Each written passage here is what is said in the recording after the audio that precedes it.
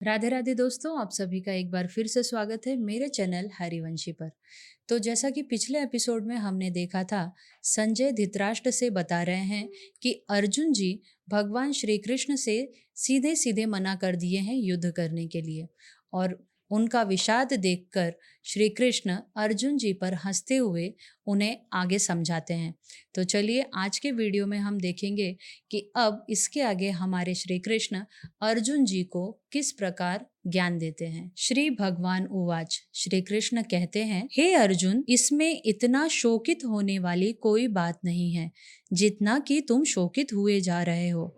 इतनी बड़ी बड़ी ज्ञान की बातें कर रहे हो, जिनके प्राण चले गए हैं उनके लिए और जिनके प्राण नहीं गए हैं उनके लिए पंडित लोग यानी ज्ञानी शोक करते हैं। इस श्लोक से भगवान शरीर और शरीरी के विवेक का उपदेश आरंभ करते हैं, जो प्रत्येक मार्ग के साधक के लिए अत्यंत आवश्यक है। इस श्लोक से भगवान श्री कृष्ण शरीर और शरीरी, शरीर यानी हमारी यह देह बॉडी, और शरीरी हमारी आत्मा। तो आगे जब भी शरीरी शब्द आए तो आपको समझना है कि भगवान यहाँ पर आत्मा के बारे में कह रहे हैं, जो प्रत्येक मार्ग के साधक के लिए अत्यंत आवश्यक है। शरीर सदा मृत्यु को प्राप्त होता है और शरीरी, शरीरी यानी हमारी आत्मा, वो अमरता को प्राप्त होती है। इसलिए दोनों के लिए ही शोक करना यह व्यर्थ की बात है। और यही इस संपूर्ण उपदेश का सार है जो श्री कृष्ण अर्जुन जी के माध्यम से हम सभी को समझाना चाहते हैं। किसी काल में मैं नहीं था और तू नहीं था, तथा ये राजा लोग नहीं थे। यह बात भी नहीं है और ऐसा भी नहीं है कि इसके बाद हम सभी नहीं रहेंगे। जीवात्मा स्वयं तो हमेशा अमरत्व में ही रहती है, पर शरीर निरंतर मृत्यु में जा रहा है। जीवात्मा के गर्भ में आते ही मृत्यु का क्रम आरंभ हो जाता है।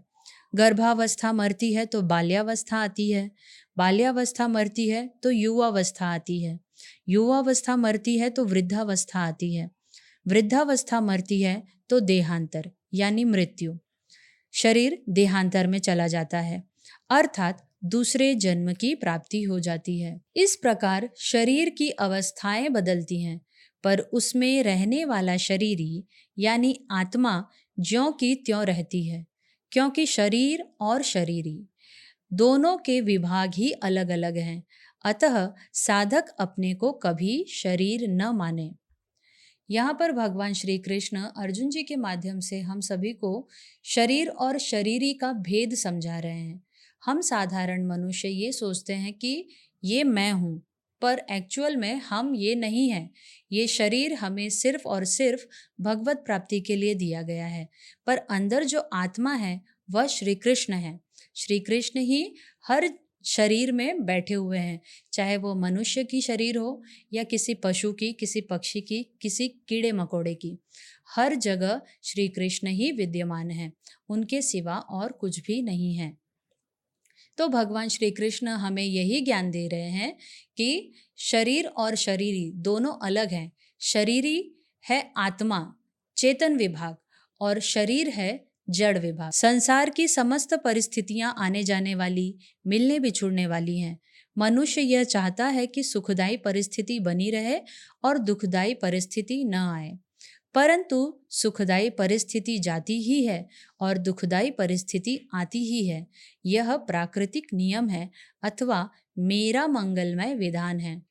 यहाँ पर भगवान श्री कृष्ण कह रहे हैं कि देखिए, हम जितने भी मनुष्य हैं, हम सब यही चाहते हैं कि हमारे जीवन में बस अच्छा अच्छा ही हो, परंतु प्रकृति का नियम यह नहीं है।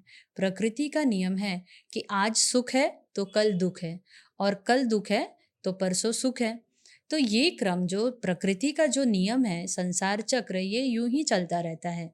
हमेशा सुख या हमेशा दुख किसी के भी जीवन में नहीं बना रहता। तो इसलिए भगवान कहते हैं कि मनुष्य को सुख दुख की परिस्थिति में नहीं पड़ना चाहिए। जो जैसे चल रहा है उसी में चलते हुए मुझे प्राप्त हो, क्योंकि ये सब मेरे द्वारा ही रचा गया है और ये सब झूठ है। यह मेरे द्वारा ही बनाया गया मेरा प्राकृतिक नियम है और मेरा ही मंगलमय विधान है। इसलिए हे पुरुषों में श्रेष्ठ अर्जुन, सुख दुख में समान रहने वाले जिस बुद्धिमान मनुष्य को ये पदार्थ सुख दुख विचलित नहीं करते, वह अमर होने में समर्थ हो जाता है। जिस मनुष्य को सुख दुख ये विचलित नहीं करते, दोनों परिस्थितियों में वह सम रहता है, वही महापुरुष है, ऐसा भगवान श्री कृष्ण कह रहे हैं। दो विभाग हैं, चेतन है सत और जड़ विभाग नहीं असत। परमात्मा और संपूर्ण जीव चेतन विभाग में है और संसार शरीर ये जड़ विभाग में है। जड़ और चेतन दोनों का स्वभाव परस्पर विरुद्ध है। जड़ और चेतन दोनों का जो स्वभाव है वो अपोजिट है। तत्वदर्शी महापुरुषों ने इन दोनों का ही तत्व देखा अर्थात अनुभव किया है। जितने भी संत महापुरुष हुए हैं हमारे देश में, उन्होंने भगवान की ये बातें मानी है और उन पर चलकर इस तत्व को उन्होंने अनुभव भी किया है। हम भी कर सकते हैं, पर उसके पहले हमें भगवान श्री कृष्ण की शरणागति लेनी होगी और उनके बताए मार्ग पर चलना होगा। तब हम भी इस जड़ चेतन विभाग को बहुत ही अच्छे से और आसानी से समझ सकते हैं। हे अर्जुन, तू मुझे ही सत और अविनाशी जान और मुझी से यह संपूर्ण संसार व्याप्त है। इस अविनाशी का विनाश कोई भी नहीं कर सकता। शरीर तो केवल कर्म सामग्री है, जिसका उपयोग केवल दूसरों की सेवा करने में ही है, इसलिए उसका किंचन मात्र भी उपयोग नहीं है। अतः शरीर के नाश से अपनी कोई हानि नहीं होती। इसलिए हे अर्जुन, तुम युद्ध करो। भगवान श्री कृष्ण अर्जुन जी को ये समझा रहे हैं कि शरीर मरता है, शरीर जाता है इस संसार से, पर जो आत्मा है, जो शरीरी है, वो अमर है, वो अविनाशी है, क्योंकि वो मेरा ही अंश है। तो अविनाशी का नाश कभी नहीं हो सकता। तो इसलिए तुम इस भ्रम में मत पड़ो कि तुम इन सबको मारने वाले हो, ये सारे संबंधियों को तुम मारने वाले हो, ये मर जाएंगे, ऐसा बिल्कुल भी नहीं है। ये पहले भी थे, आगे भी रहेंगे, और पहले नहीं थे और आगे भी नहीं रहेंगे। ये गूढ़ रहस्य है श्री कृष्ण का। जो उनको समर्पित है वो इस बात को समझ सकता है। जो मनुष्य इस अविनाशी शरीरी आत्मा को मारने वाला मानता है और जो मनुष्य इसको मरा मानता है, वे दोनों ही इसको नहीं जानते, क्योंकि यह न मारता है और न मारा जाता है।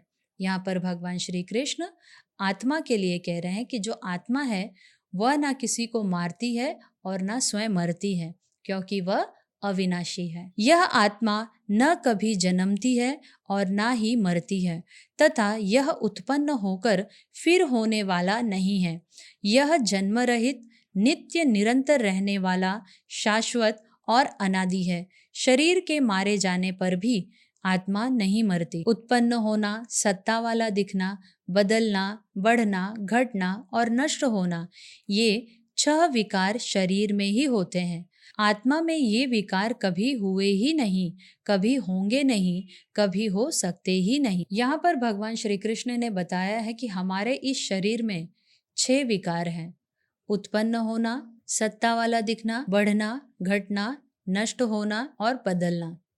ये 6 विकार हैं जो इस शरीर में हैं, परंतु आत्मा में नहीं है। क्योंकि हमने इस शरीर को मैं मान रखा है, इसलिए हमें ऐसा लगता है कि ये मैं हूँ और मैं कभी मर जाऊंगा, मैं मर गया तो क्या होगा, ऐसा। बट आत्मा अमर है, हम श्री कृष्ण के ही अंश हैं। तो जिस प्रकार श्री कृष्ण अविनाशी हैं, उसी प्रकार यह आत्मा भी अविनाशी है। आज के वीडियो में इतना ही। आगे के वीडियो में हम जानेंगे कि अब इसके आगे भगवान श्री कृष्ण अर्जुन जी का मार्गदर्शन किस प्रकार से करते हैं। वीडियो अच्छा लगे तो इसे लाइक कीजिए और दूसरों के साथ शेयर भी कीजिए, क्योंकि नॉलेज बांटने से ही बढ़ती है। तो मिलती हूँ अगले एपिसोड में नए श्लोकों के साथ। तब तक के लिए राधे राधे। श्री हरिवंश।